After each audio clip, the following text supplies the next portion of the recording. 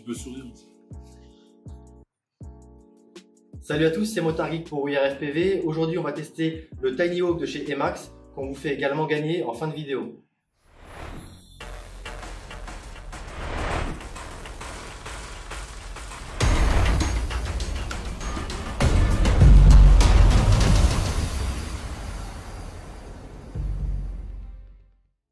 Alors voyons voir ce que ce Tiny Hawk a dans le ventre. Tout d'abord, il est livré dans une petite mallette assez rigide, même si quand même elle se plie un petit peu, donc il faut faire attention à pas trop l'écraser. C'est plutôt sympa d'avoir une mallette. Et dans celle-ci, qu'est-ce qu'on retrouve? Donc une notice en anglais. Il n'y en a pas spécialement besoin. Le bind c'est un bouton, ensuite l'usage classique d'un drone. Donc c'est fourni avec une batterie Emax. Donc c'est une lipo HV au voltage. Donc les cellules sont à 4,35 volts. Enfin la cellule, puisque ce sont des batteries 1S qu'il faut utiliser avec le Tiny Hawk. J'ai souhaité le tester parce que clairement j'ai adoré le 2S. J'en avais assez de ces 1S qui vivent pas longtemps. Mais j'ai vu tellement de bonnes vidéos et de bonnes reviews au sujet du Tiny Hawk que je me suis dit que ça valait le coup de tester. Donc voilà, c'est fourni avec une 450 mAh avec un taux de décharge de 80 à 160 C en burst et un connecteur JST PH je crois de mémoire. Donc les petits connecteurs qui sont réputés pour ne pas laisser passer des masses de courant, mais on est sur des ESC 3 A. Il n'y a pas besoin de mettre du XT30 là-dessus. Donc la lipo on la met de côté. On a également un petit chargeur USB qui permet de charger jusqu'à 4 lipos en même temps. Donc il fait aussi bien lipo HV en haut que lipo classique avec des cellules à 4,20 volts en dessous. Donc lorsqu'il est allumé, on a une petite série de LED entre les deux indicateurs là qui tournent, qui passent un peu comme K2000 là, qui s'allument les unes après les autres. Si ça va dans le sens de gauche à droite, lorsqu'on le tient comme ça, bah on est sur du LIHV, et si ça va de droite à gauche, on est sur des lipo classiques. Donc petit chargeur, ça peut dépanner. Je m'en suis pas servi personnellement, je charge ça avec mon gros chargeur. Ensuite on retrouve forcément le Tiny Hawk, donc on va y revenir. Et au fond de la mallette on a un petit autocollant et de quoi enlever des compartiments si on veut rajouter de la lipo et d'autres choses. Et avant que j'oublie, on a quand même un petit peu de spare.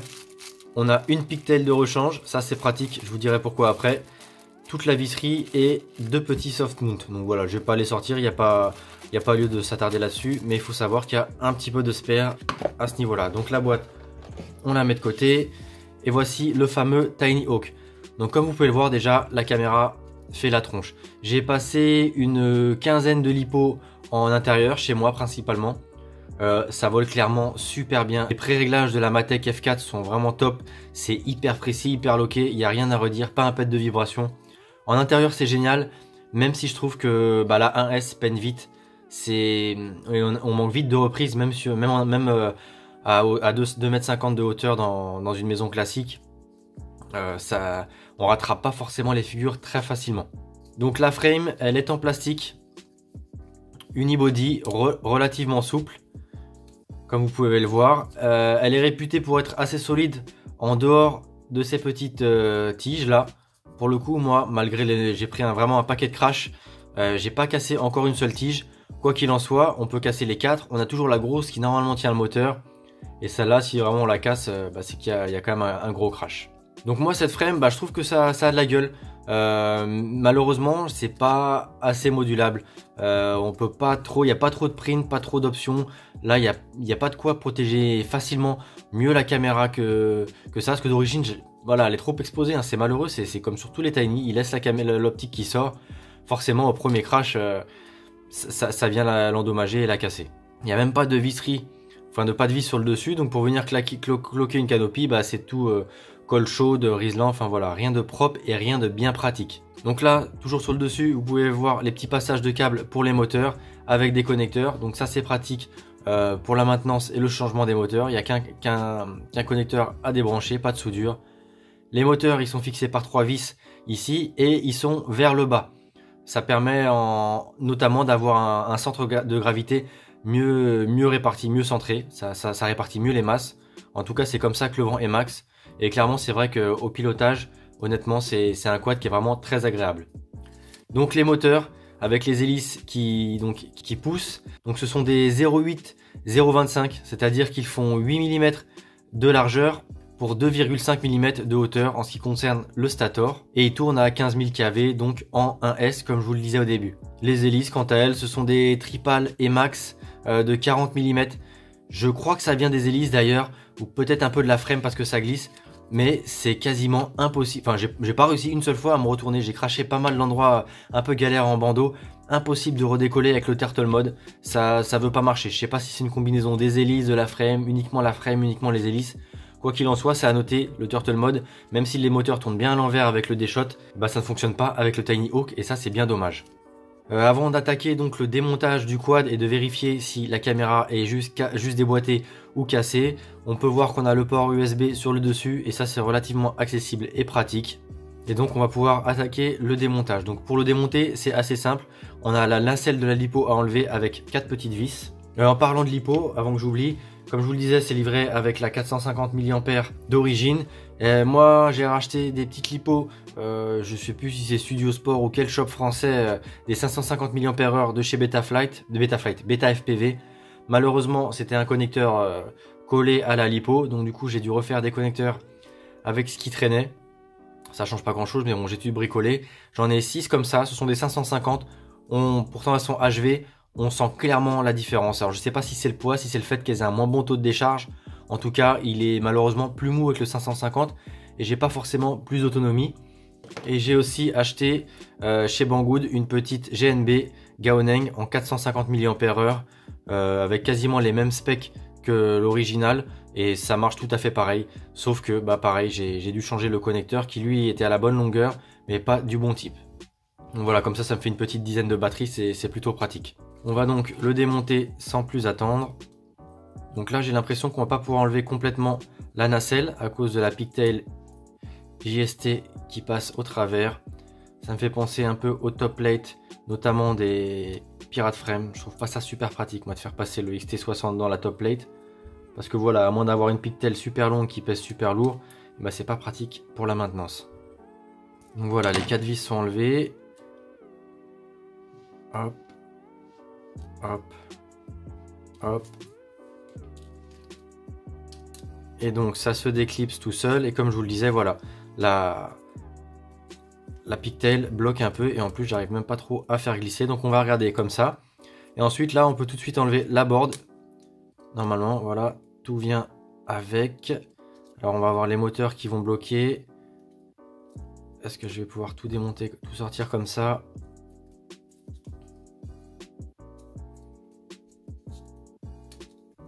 On va défaire les moteurs, hop.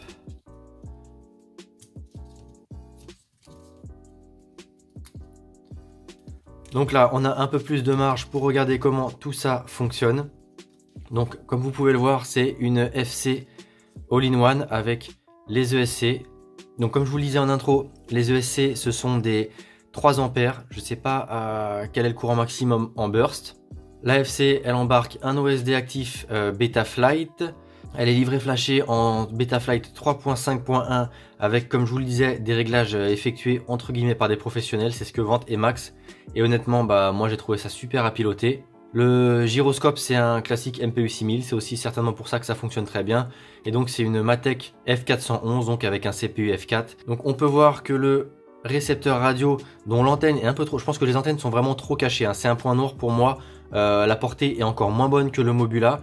Et en plus... Niveau radio, donc là c'est intégré à l'AFC et c'est du protocole D8 de chez FrSky, donc il n'y a pas de notion de EU ou non EU, c'est compatible avec toutes les Taranis et autres radiocommandes FrSky.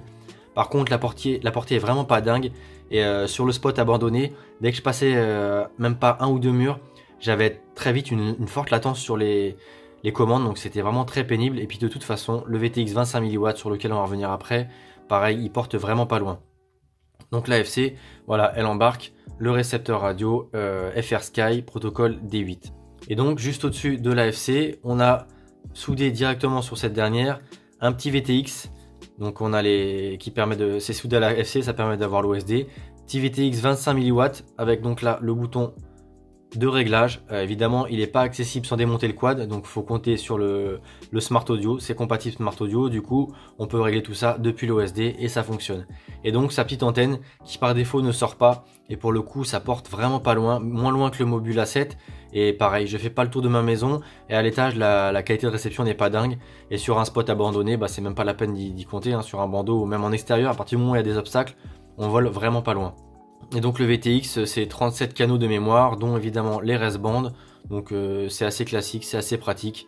Et voilà, ça fonctionne comme un 25 mW, avec une antenne linéaire qui ne sort pas du châssis. Et rapidement, là, avant que j'oublie, on a ici, juste là, le petit bouton de bind pour la radio. Donc ça, c'est accessible sans démonter le quad. C'est pas hyper accessible, mais on peut le faire même avec le bout du doigt et l'ongle. J'ai réussi, moi, sans utiliser d'ustensile.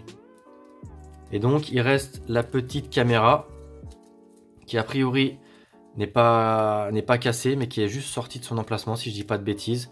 Doit y avoir moyen de la reclipser, mais c'est pas hyper accessible. D'ailleurs, je sais même pas comment on la sort de là. Il va falloir pivoter.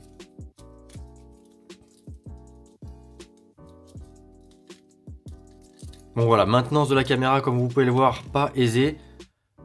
Ça a l'air d'être bien collé au niveau de la lentille. Donc elle n'a pas bougé sur le crash, ça s'est déclipsé du support. Donc voilà, le support n'est pas cassé, donc ça c'est cool, je vais pouvoir la remettre et recommencer à voler avec. Et donc c'est une caméra CMOS 600 TVL et honnêtement j'ai été surpris par les performances, surtout en intérieur en faible luminosité. Bah, elle fonctionne vraiment très bien. Je vous ai déjà d'ailleurs posté une photo dès le début sur les réseaux sociaux quand j'ai commencé le test. Parce que bah, pour moi elle surclasse clairement le 75X et le Mobula 7. Cette toute petite caméra. Donc 600 TVL, capteur CMOS, et bah elle marche plutôt bien. Par contre elle est clipsée là voilà, dans ces deux petites encoches, celle en haut de la canopie et ici. Donc ce que j'ai pu voir un peu sur internet, hein, c'est qu'on pouvait solidifier tout ça avec de la colle chaude. Bon après, c'est pas le genre de bricolage que moi j'aime faire, mais bon si ça peut éviter de la déclipser tout le temps et d'avoir à tout démonter pour la réparer. Donc voilà, l'ensemble du Tiny Hawk, c'est tout ça. C'est pas gros, c'est léger, et donc qui dit léger, bah ça résiste vraiment très peu au vent. Même sur le bandeau, dès qu'on passait un couloir et qu'il y avait des courants d'air dans les fenêtres, bah ça gênait. C'est pas dingue, et dès qu'il y a trop de vent dehors, premier vol que j'ai voulu faire dans mon jardin, il y avait beaucoup de vent, il peine, il vibre, il se met à vibrer et c'est pas génial. Donc que ce soit pour ses lipos, sa portée, clairement pour moi c'est un quad d'intérieur, donc beaucoup moins polyvalent qu'un Mobula 7 ou qu'un 75X. Par contre, je trouve qu'il vole mieux que le Mobula 7. Je trouve que c'est plus agréable, plus précis. Et c'est à peu près kiff avec le 75X. Même si pour le coup, c'est plus doux et plus simple en intérieur que le 75X, qui est quand même assez furieux. Mais l'avantage du 75X, c'est qu'on peut brider la courbe de gaz. Il y a plein de solutions pour pouvoir le rendre plus doux. Alors que bah, le Tiny Hawk, on peut pas le rendre plus puissant par miracle. Et les petites lipo 1S, je trouve que c'est pas dingue, et moi c'est vraiment pas mon gros kiff du coup, même si le quad vole plutôt bien. Rapidement, on peut le mettre quand même à côté du 75X et donc du Mobula 7 qui attend une nouvelle FC F4 puisque j'ai grillé dans l'eau la FC F3. Donc voilà, niveau encombrement ça se vaut. Lui il est plus lourd, lui est le plus lourd de tous, ensuite c'est lui et celui-ci qui est vraiment très léger, et c'est clair qu'il est relativement inoffensif.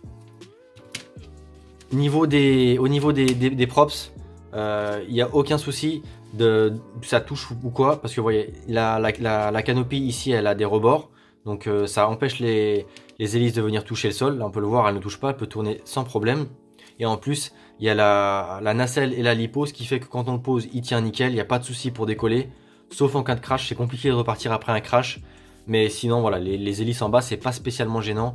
Au Delta Prec, bah, avec ce modèle-là, là, c'est de props, il y a pas le Turtle Mode ne fonctionne pas.